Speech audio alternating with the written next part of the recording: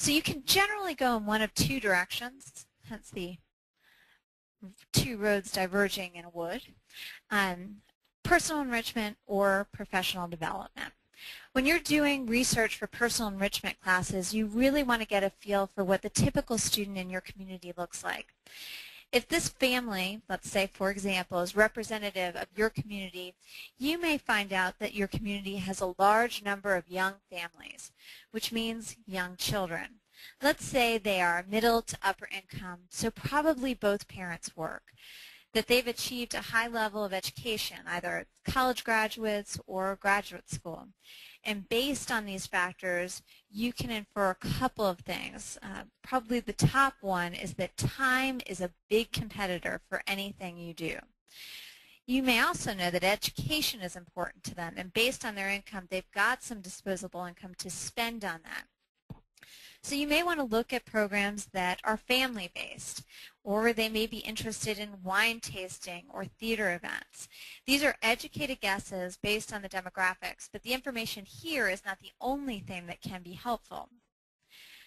You're looking at your demographics, just like as I just mentioned, but you can also take a look at the events going on in and around your community.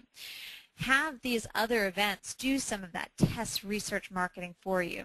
What are people turning out for? An interest in theater and concerts and support of art galleries points to a higher level of expendable income and a desire to get out of the house for personal enrichment events. If you compare this with a community that lacks strong civic associations or community events where you may have to pay to participate, that's going to really change what you offer and potentially if you offer personal enrichment. Another resource is to look at national trends. What's hot right now? You can look at books, you can look at Google searches, and again, what's your community doing? And take those national trends and see if they'll apply to your audience. Now, if you're looking to develop professional development courses, you still need to have a clear understanding of your community and what the demographics look like. This understanding then becomes the baseline that you're going to build upon. So begin with your community and build on it by looking at local industries. Most states can provide you an abundance of secondary research about the industries and jobs in high demand through the Department of Labor. County and city governments and your chambers of commerce can also provide more information about local statistics. And don't forget to tap into your workforce investment boards. Sit down, talk with them about what their needs are in terms of training. You may be surprised to hear we're getting an influx of people who want to get into this job and we're looking for training that does that. Sitting down and talking to those local workforce investment boards can be a great use of your time. And finally, are there professions in your community that are going to require ongoing certification, like teachers or human resource professionals? Of course, you can also look at who's hiring and for what careers in your community by looking at websites like Monster, Career Builder, and your local newspaper. You can reach out and talk with large employers in the area. This is not only an opportunity to find out what they have a need for in terms of trained employees, but it's also a chance to build a relationship and create an opportunity to send the company qualified grads and receive from them qualified leads. This then can become a really unique selling proposition when you talk to prospective students. If you say, for example, we have a medical coding program and our graduates, we know that 25 of our graduates are hired by X, Y, and Z hospitals, that's a reason for people to sign up because it's not just it's now on my resume, but it's on my resume and I have the opportunity to compete for a job. Speaking of competing, take a look at your competition. Take a look at what your competitors are doing. What are their hits? What's failing? And why? You can benchmark your program and the pricing of your program off of your competition. You can also build your program with unique selling points so that you differentiate yourself from your competition. So you're the leader in a given field of training. The bottom line is when you're looking at your competition, learn what they do, learn why they're doing it, and do it either better or do it cheaper. Again, just like with personal enrichment programs, you want to look at the national trends of professional development programs. Look at nationally what's going on with industries, because this is going to give you a good understanding of opportunities that may be coming your way.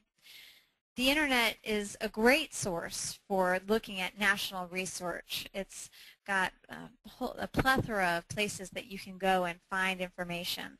For example, Forbes.com has listed the hottest jobs for 2009, which include, as you see listed here, home health aides, network systems and data communication analysts, and medical assistants. Again, if you want to take a look at these national trends and see if you can apply them to your community of learners. So now that you've done your research, your next step is to clearly identify your options. So we are in the fourth step on this graphic that you see here. The reason is, although research can give you a lot of information, and in doing so, a lot of options for possible programs, it doesn't give you answers. That's your next job. I mentioned earlier that the SWOT analysis that you've done at the beginning of this process would be revisited later. In the final stages of the program launch plan creation, we use the SWOT to really fine-tune and prioritize what programs we need to focus on and in what order. Hence my picture of the little boy taking a look at, do I go this way or the burger? I have a feeling he'll end up choosing the burger. Our first step is to identify our options, and in doing so, we're actually articulating opportunities that we've discovered through the research. These opportunities are framed within the vision of where you want to go, hence the header of this slide being vision, kind of where are you going, and then under that, opportunities and threats. So in terms of opportunities, you want to look at, based on your research, what are the top industries in your community? What profession has a high job demand? What profession requires ongoing certifications? Again, I'm using here professional development as an example. You can list those same type of opportunities for personal enrichment. What are your demographics look like? Who's living in your community? What community events are going on? You're weighing these opportunities and in some cases disregarding options based on your threats. So you're taking a look at your competitors. Is there room in the marketplace? What's the current economic climate? Do people feel like they can invest in your program? To give a more specific example, let's say that you've decided you want your CE unit to be the leader in paraprofessional training. You've identified a huge demand for nursing assistants in your community. This opportunity needs to be weighed against the threat of the current competition in the market. Documenting your opportunities and weighing them against your threats, that's going to help you begin to narrow the focus of your program launch plan and can help you come up with a more targeted list of options. So the last step of finalizing your program launch plan takes a closer look at your strengths and weaknesses as you review potential programs.